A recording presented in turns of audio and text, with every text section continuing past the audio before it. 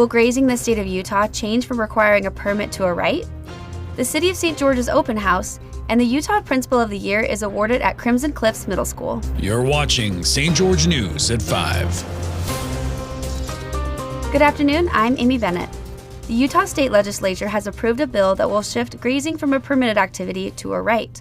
The new bill aims to protect ranchers from federal restrictions on grazing lands. The move came after concerns arose from the release of the newly drafted Resource Management Plan for the Grand Staircase Escalante.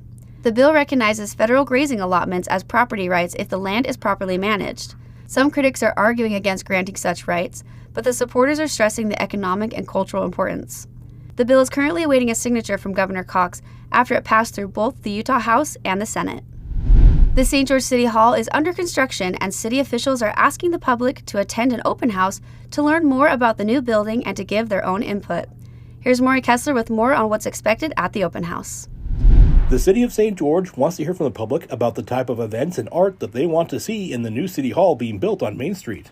The city is hosting an open house on Wednesday, March 6th in the Dixie Academy Ballroom to share new renderings of the interior of the new City Hall with the public, while also providing a chance for people to learn more about the new facility and give input on its potential use regarding special events and art installations. City of St. George Operations Director Mark Mortensen shared more about the open house and its purpose with St. George News. The public open house on the new City Hall is a great opportunity for the public to learn about the new City Hall complex.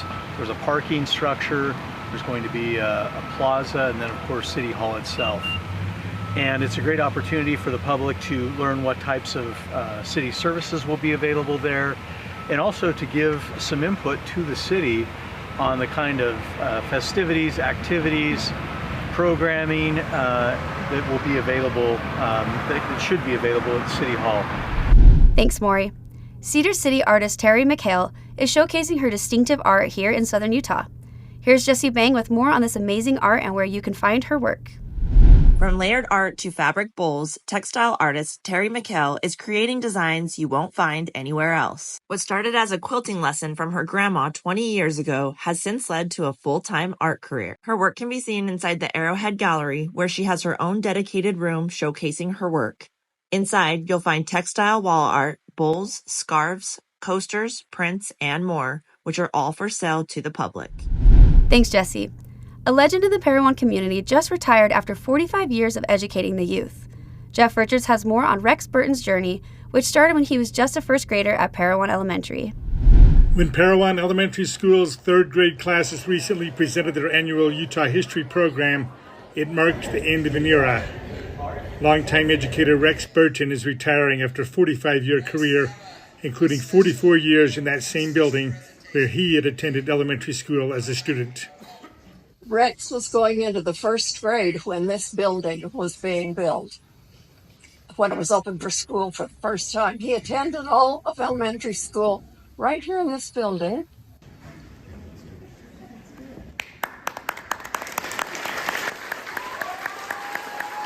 The students in Burton's class and two other third grade classes then joined in presenting their lively program that included songs, dances, narrations, and a skit.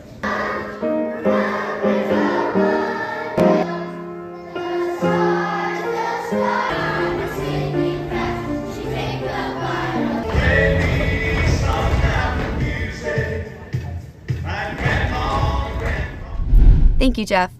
And while Parowan celebrated Burton's 45-year career, Brian Stevenson, the principal at Crimson Cliffs Middle School, was also celebrated after being awarded Utah Principal of the Year in 2024. The surprise celebration was orchestrated by faculty and students, and not only highlighted his administrative prowess, but also his commitment to fostering student growth and confidence.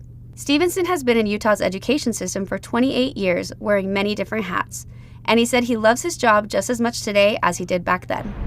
Thank you for watching St. George News at 5. I'm Amy Bennett with St. George News, your #1 source for local news. This has been St. George News at 5.